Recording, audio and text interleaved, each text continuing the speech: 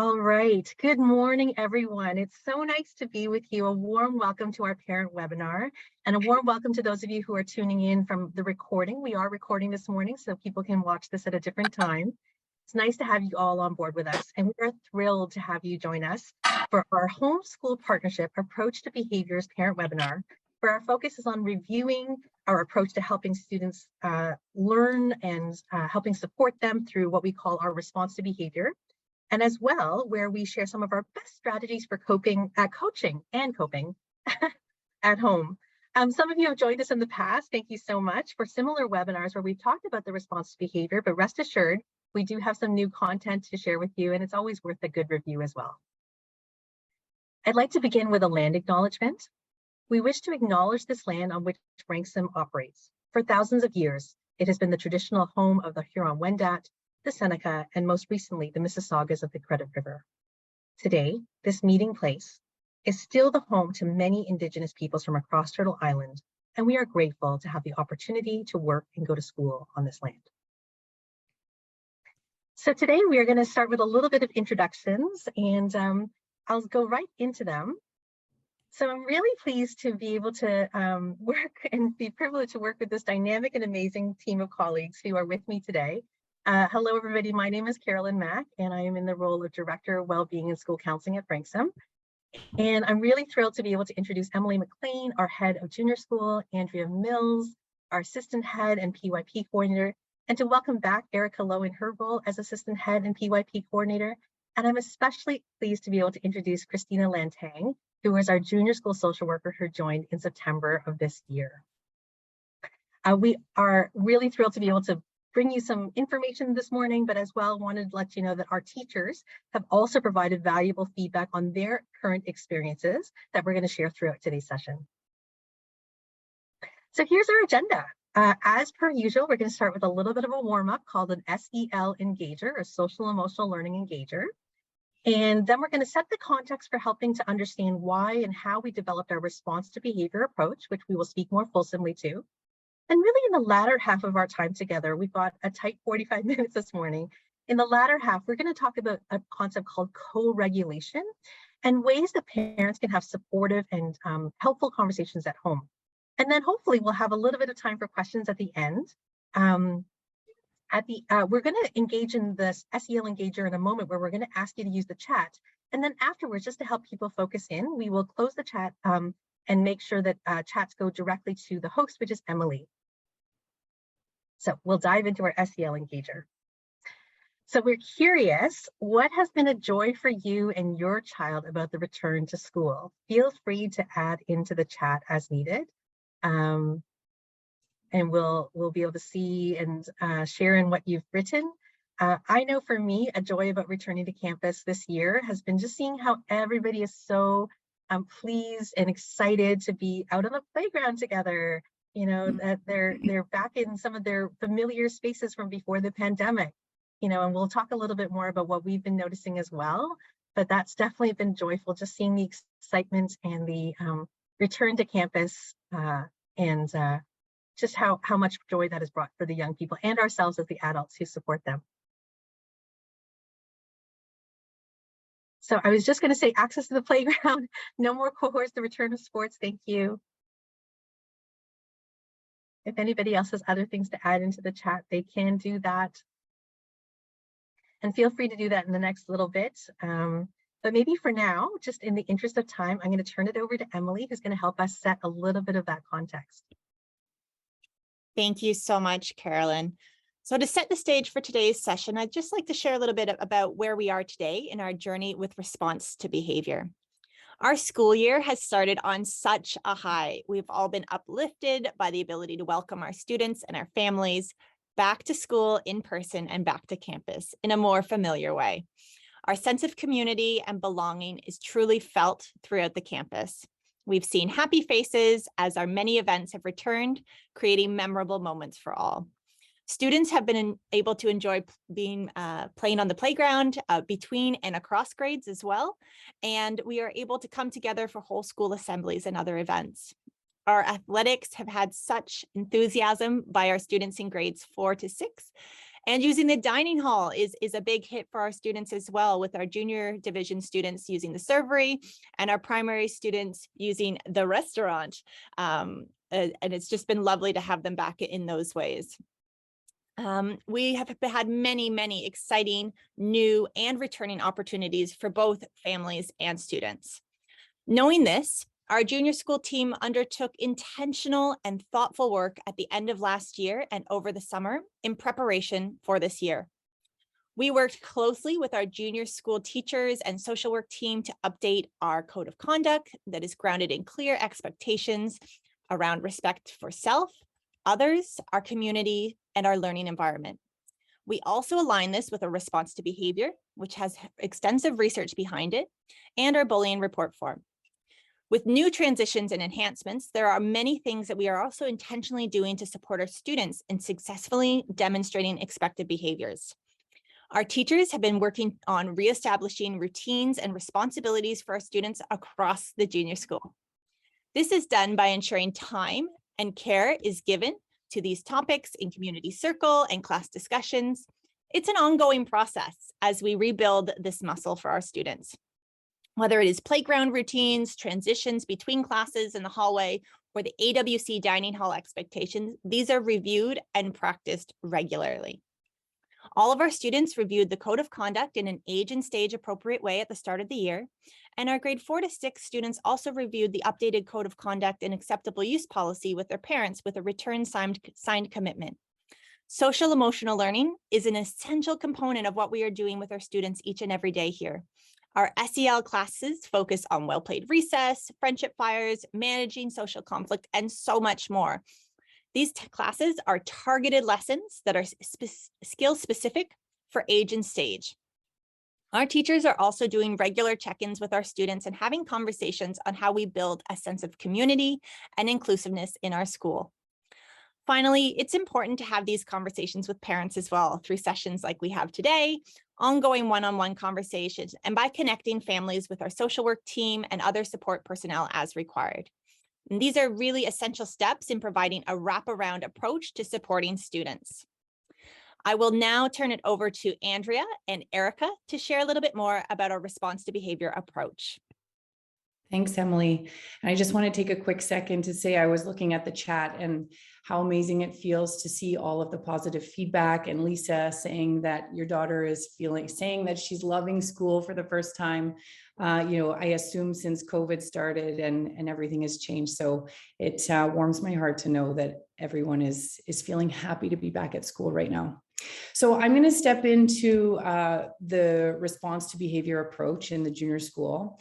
And we want to introduce you to this approach to responding to behavior in the junior school. If you joined us last year, you know that it's been an interactive and iterative process involving a great deal of consultation with an expert, Dr. Wendy Craig, as well as our teacher community, taking into account our conversations, of course, with parents. Dr. Craig is the lead at PrevNet, which is a knowledge mobilization organization and network that promotes healthy relationships and bullying prevention. So we know we have a lot of experience in understanding the development of young girls. And right now we want to talk about girls and relationships and our understanding and research that has informed our approach. So our approach was created by consulting best practice literature and research, science, and the recommended best practices in terms of navigating relationships. We have 10 years of longitudinal research conducted here at Branksome regarding healthy relationships, bullying prevention, and programming done in consultation with York University. So these data have allowed us to iterate and hone our process and to reflect. What we do know about girls and relationships, we believe that behavior is communication. Whether behavior is expected or unexpected, appropriate or not, we believe that behaviors are telling us something. Perhaps that a need is lacking, that words are hard to find, that help is required. So no matter what, we are attuned to what the behavior is telling us. We also know that the shame and blame approach with zero tolerance is an approach from the past that we do not use at Branksome. Research and experts tell us that this only drives negative feelings down, with limited opportunity for restoration and for learning. So having said that, we hold firm to our expectations and accountability, but we make clear what our expectations are and use missteps really as a learning opportunity. We know that girls can learn and that growth occurs. A relationship that didn't work in grade 2 can look very different in future years. So we use a curriculum called You Are Strong, and one of their teaching points is that friendships change and that's okay. That can mean that some friendships fade into the background and some resume. Some never do, and that is also okay. Our goal is not to eliminate behavior, but it is to provide opportunities for learning even when there has been harm. And we focus on impact of harm even as we try to understand intent. Dr. Craig has advised us that we need to develop skill about how we repair when there has been negative impact, whether there was intent or not. So we're teaching students about intention and impact, and this learning starts explicitly really in as early as grade 3. So our focus is to enhance skills that need edification at the elementary level. We know that building social emotional learning skills and honing them is really a lifelong process. And when considering well-being, we also want to consider diversity, equity, and inclusion.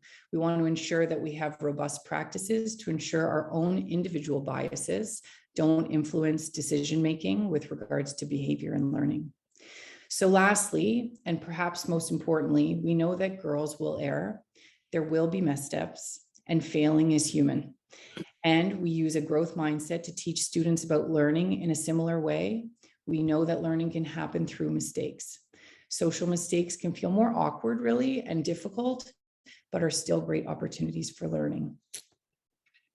I'm going to ask Erica there to step in and speak a little bit more to the response to behavior.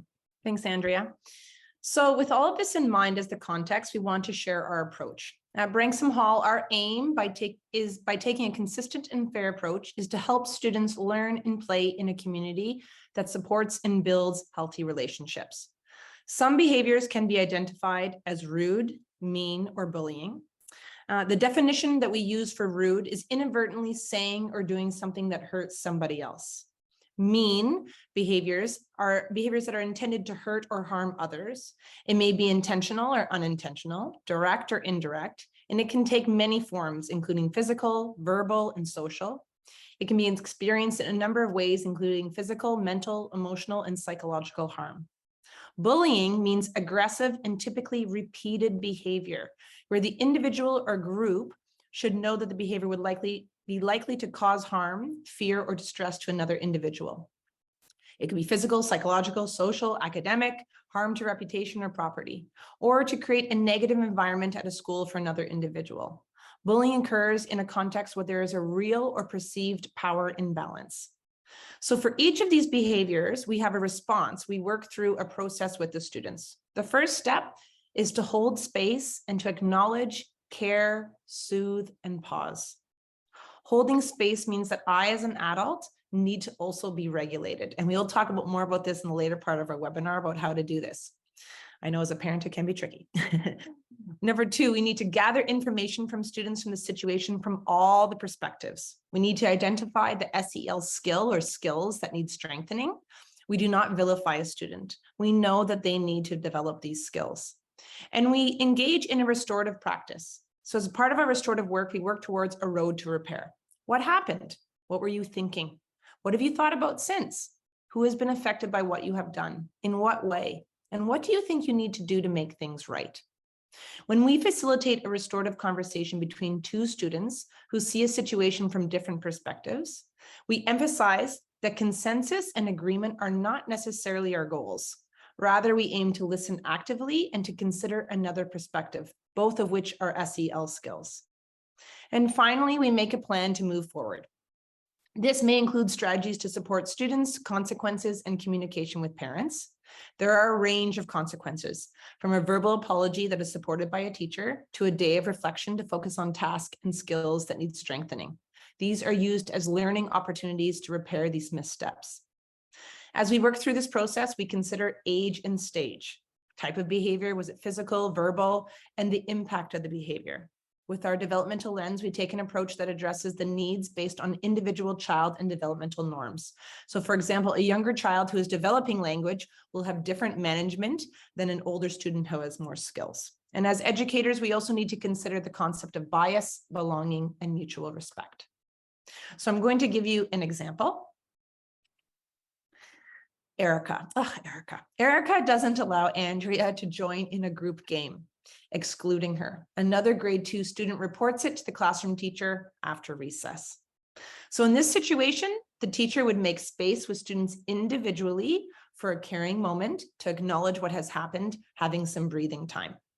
When the students are ready, the teacher would gather information individually from the students involved, Erica and Andrea, and from those who reported it if more information is required. All teachers who were on duty would also be connected in case they have more information. Erica's acknowledged that she's excluded Andrea because she thought she was mean to her in the past. Then we're going to identify the needs of the individual involved and the SEL skills that need to be strengthened. In this case, it would be empathy and perspective taking. And we're going to engage in a restorative practice, a facilitated conversation. Both parties agree that they want to come together where they can share their perspectives. We would be looking at facilitating some I messages, active listening, compromising, and accepting others' perspectives. And then we need to make a plan moving forward, making a recess plan. What happens if you're in the same situation again? Sometimes this is done in community time as a whole class discussion, as many other students in the class can benefit from this. And we know that kids will make mistakes more than once. We also want to make sure they identify an adult who could help them with this practice, and then conduct a 3-2-1 check-in, meaning that we would check in with the student 3 times in 1 week, 2 times the next week, and 1 time the last week. So for parents, what is it that you can expect from the school? We aim to communicate to families as close as possible to the situation.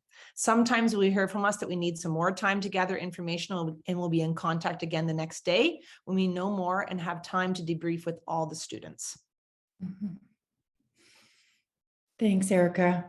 So before we pass it over to Christina, who is going to speak about co-regulation, excuse me, I'd like to ask that the parents who are on the webinar take a moment to read over the slide here that includes important points we and our teachers would like you to know about trusting process, confidentiality, and communication.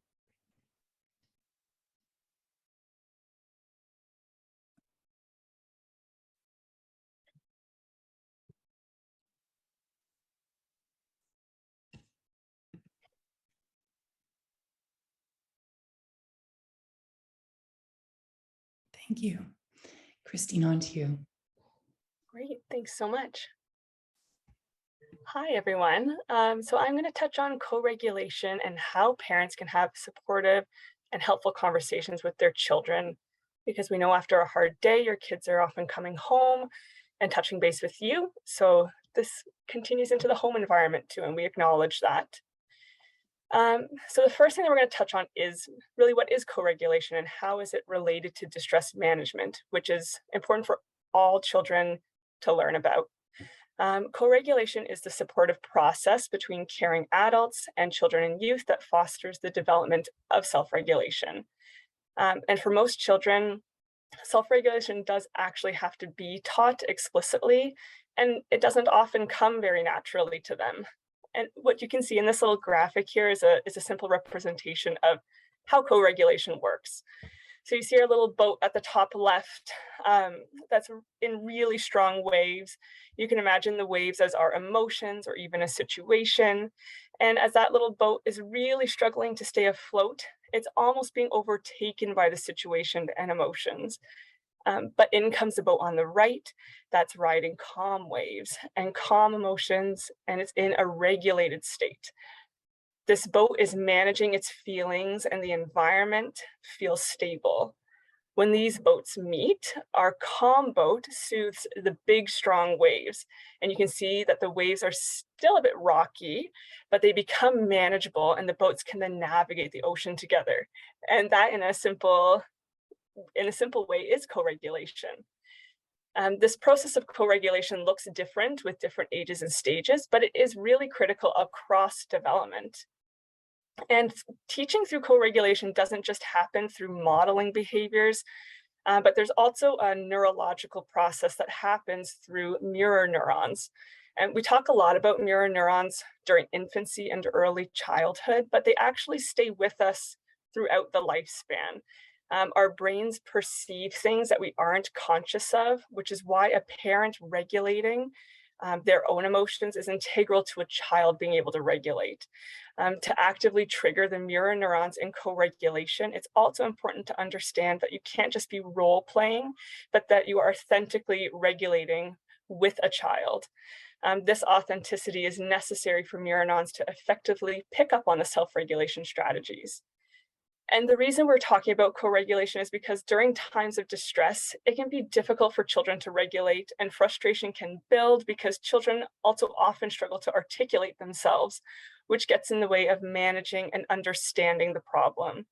The child in distress must regulate to assist in distress management. And of course, as we just discussed throughout childhood, that regulation is done through co-regulation.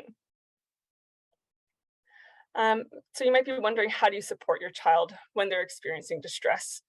And it's important to remember that as a parent, it's not your job to fix every problem.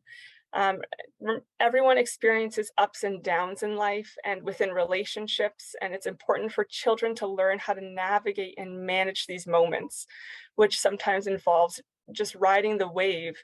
And in other words, it's okay not to be okay. So what can you do?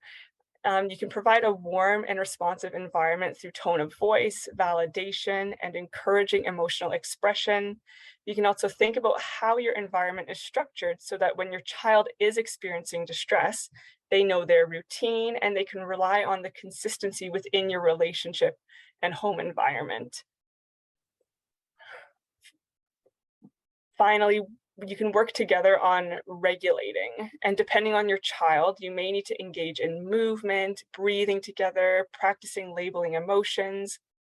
I understand that many of you have read books by Dr. Dan Siegel, where he talks about the power of name it to tame it. This is an important tool in helping children to navigate distress, because once they can identify how they're feeling, it can be better addressed with related and more relevant coping strategies. But sometimes just being present in the moment together and asking what would be helpful is all we can do, and that's okay. And this is what we mean by saying just sitting in the yuck. An important part of ongoing regulation is showing your child how to engage in self-care. And self-care can look differently for everybody, and it's a helpful conversation to continue having with your child as they grow up, because things might change as they develop and mature. Now, when we talk about distress management and co-regulation, this isn't meant to minimize or disregard or dismiss your children. We do know that real things happen at school, and we want to encourage confidence in what our children can control, because feeling like you lack control in a situation can contribute to feelings of distress. When you're talking to your child about a distressing situation, the hope is to be supportive and approach them with curiosity.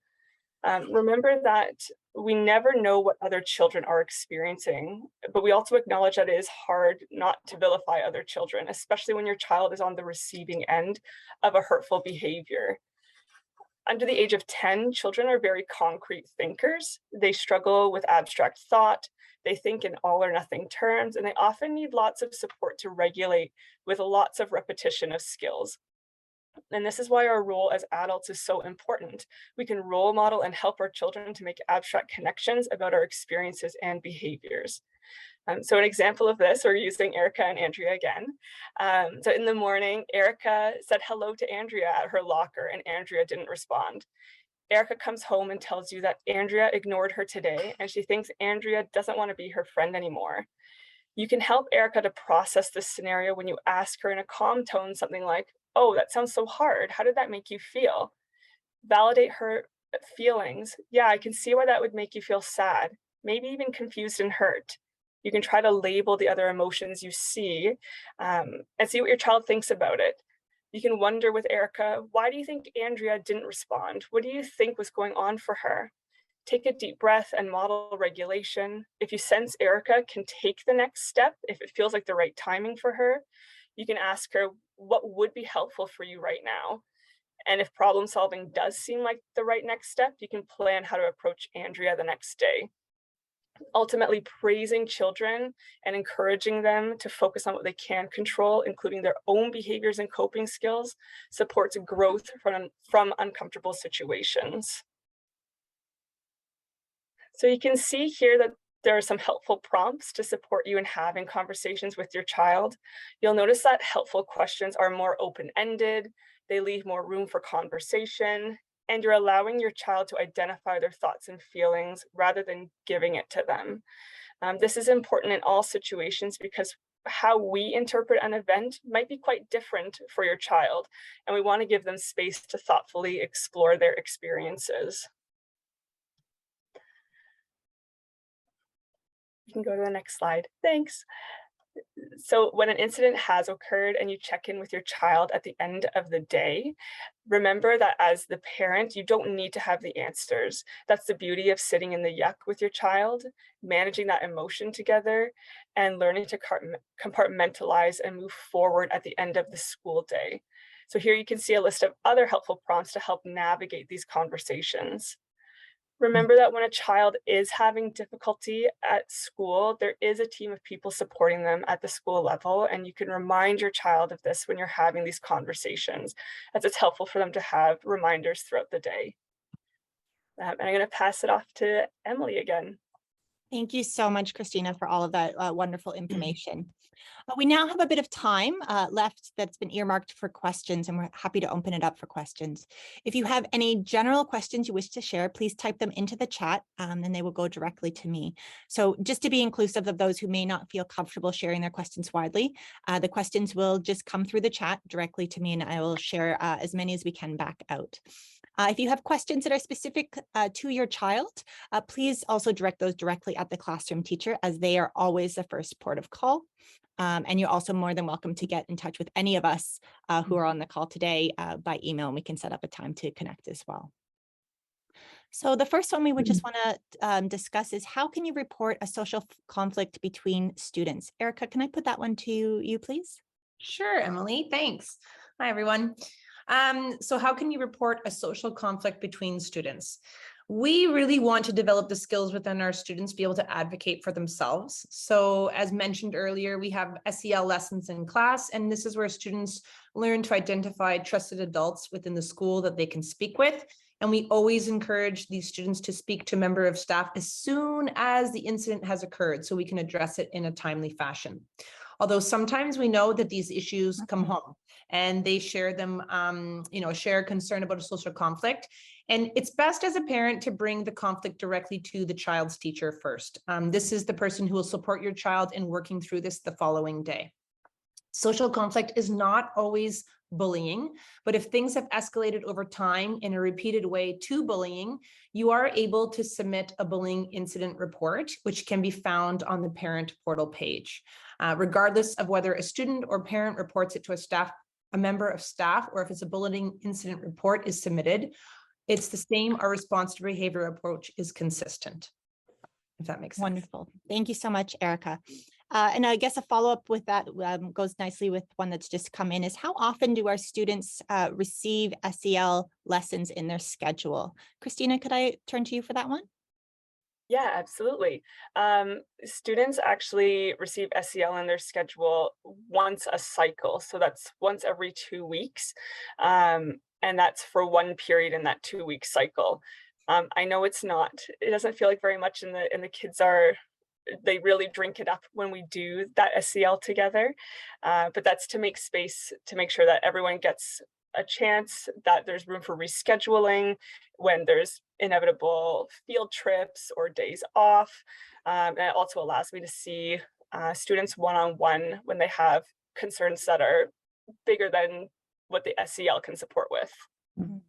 Great. If I can interject and just jump on that, I know we're speaking to explicitly scheduled SEL lessons with Christina in those situations, but I think it's important for everyone to know that the community circle time that is scheduled into every class's day in the morning is a time for teachers to conduct SEL lessons as well. And based on needs in the classroom, those 15 minutes of community circle will sometimes flow right into the first period. And so that is really an optimal time. And it's a time that we don't give up on our schedule, that community circle, because we know how important it is to start the day right with all of our students, and focusing on whatever skill or situation that they need to focus on at the time. Mm-hmm. And if I may, I'll just add one more piece. This is that, SEL is not just dedicated to when we have 40 minutes or a community circle. SEL is definitely how we conduct ourselves informally and formally in the curriculum. So even though, yes, we may have sort of a dedicated time to talk about and teach specific skills, we're doing and living SEL as much as we can all the time, infused with a lens of diversity, equity, and inclusion, because we understand that that's an important lens to bring to this, because we know that every student starts from where they're at, and those can be kind of influenced by who they are and where they've come from and all these other different factors that build up who we are as an identity. So, and just one more complexity, which is not a complexity as much as just clarification. Christina has jumped into SEL lessons in JK, grade 3, 4, 5, and 6. And I continue to do some SEL with our SK grade 1 and grade 2 learners. But Christina is our junior school social worker for individual needs. And so we are dividing up some of our SEL responsibilities that way. Thank you so much. Carolyn, I love that you mentioned how it's just a part of our day, formally and informally. For parents who are not familiar with the approaches to learning, which the IB and primary years program and MYP and DP is all rooted in approaches to learning, which, are communication skills, research skills, thinking skills, communication, and social skills. So if you really think about those 5 approaches to learning that guide lessons daily and learning, they really overlap with social emotional learning. So it is infused in everything that we do. Thank you so much. Andrea, I'll turn this next one to you. At what point would a parent be made aware of their child if they were the one being mean or bullying another child? Is this the first time? Is this ongoing? When do we get parents involved, really? It depends on the severity for sure of what's happening. As we mentioned earlier in the webinar, we know that behavior is telling us something. And when there's something that's repeated that's going on, even if it is not at the extent of something that we might call bullying, if it's repeated, we might reach out to parents soon to say, is there anything going on at home, or is there anything that's that we should know how we can support your child? So definitely, I do want to address when there's something more severe that we reach out, but I also want parents to know that if we start to see some behaviors that are showing up that are maybe of a concern or something that we have wondering about, we'll reach out. When it comes to a situation where we hear that a child is being mean or bullying, oftentimes we'll reach out to parents right away.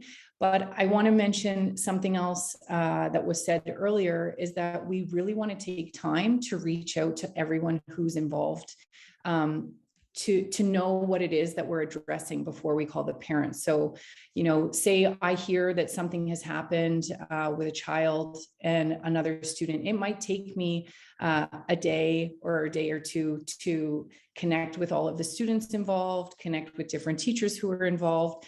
And that way it allows me to go to a parent with as much information as I have to be able to share with them what's happening, as opposed to calling a parent and saying, I've heard this has happened, but I still have to look into it. So know that, you may hear through the grapevine or hear from your child or, someone else that something happened at school and you yourself or another parent hasn't heard about it right away.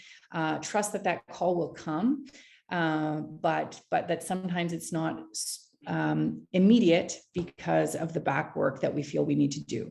If you are a parent or who has heard something and you're curious and you're wondering why haven't you heard it yet, please always feel free to reach out to really any of us on the call, and we can touch base with you and let you know where we are in the process, of course given guidelines of confidentiality, and we're all happy to address whatever it is that you have on your mind. But please know it does take some time before we reach out, but we definitely will reach out to parents when there is mean or bullying behavior. Thank you so much, Andrea. Erica, is there anything you wanted to add? I'm not. I feel like you touched on it, but I also just want to say in some cases, if it would be a teacher reaching out to you as well. So whoever was the person, that came across the behavior would be the one dealing with the child. That's the one we'd like to have reach out to the parent, just because they're the one who is speaking with the students. If it becomes more severe, then that's when administration will step in as well. Mm-hmm. Great. Thank you so much. Christina, I'm going to take the next one your way. So another parent in my grade keeps telling me about this one child that has a reputation of being a bully. Should I be concerned about my child's safety? That is a really great question, because it really highlights some of the complexities of school life. As we've said, as adults, we want to avoid vilifying another child, but sometimes that child's behavior really may have crossed the line into bullying. We are not trying to deny that bullying has occurred, but instead want to be specific around behaviors, because we know that all behavior is a form of communication, as we've said lots of times. In this case, we advise that, like with any other behavior, we help build the help-seeking skill, which is protective for all children. And you can role play and reinforce which situations need teacher intervention and which kinds of issues can attempt to be problem solved on their own. One of our top priorities is the physical and psychological safety of our students. So if there is someone who has the reputation of being a bully, we want to work with that student, and as well with all other students, to ensure that reputation can be overcome in order to have an inclusive environment that reflects all of our school values. Thanks so much, Christina. Andrea, I'm going to turn the next one also to you. What's our approach with students who continue to demonstrate the same behavior even when interventions have been implemented? Well, it can definitely be frustrating when a child is coming home and repeatedly mentioning the same student's name, I'm sure, or the same challenging behaviors that are associated with another student. So our approach really is to work closely with the family and the student who's having challenges learning how to self-regulate or to stop the problematic behaviors, and really to wrap a close-knit circle of care, of community around them, because we know if our in-school interventions are not working to curb and change the behaviors, then we need even more support. So this can admittedly feel dissatisfying to other families who are not within that circle of care because of confidentiality, really. And that piece of confidentiality, unfortunately, we know that doesn't always sit well with people because you don't know what the work is that's being done behind the scenes. But really, this is where we need to continue to build empathy and to continue to build trust that behind the scenes, there are supportive measures being put in place. Thanks so much, Andrea. I just want to make note that we will share this recording out in the Friday file this week. We'll also share out the parent guide that we've shared in the past for those who haven't seen it yet or just want to have easy access to it. And there is a section of the Friday file where Christina does put some great resources each week. So please be sure to check out that spot in the Friday file for ongoing resources for yourself. And just one last comment that's come through the chat that I wanted to share, because I think it really highlights the approach that the school has taken, from one parent saying, having my daughter experience various situations last year, I have to say this process taken by the school is very much appreciated and helpful to that child and the family. So thank you so much to the person who wrote that. We have spent a lot of time building out this process and do put a lot of time and care in working through our response to behavior with students. So as we close out our webinar this morning, I just would like to say a huge thank you to everyone for joining us. Again, if you do have any other questions, please feel free to connect with any of us on the call or your child's teacher. We do hope that this session has been very informative for you, and we are excited to connect with you at our parent-teacher conferences later this week or soon on campus. Thank you again, and be well. Take care.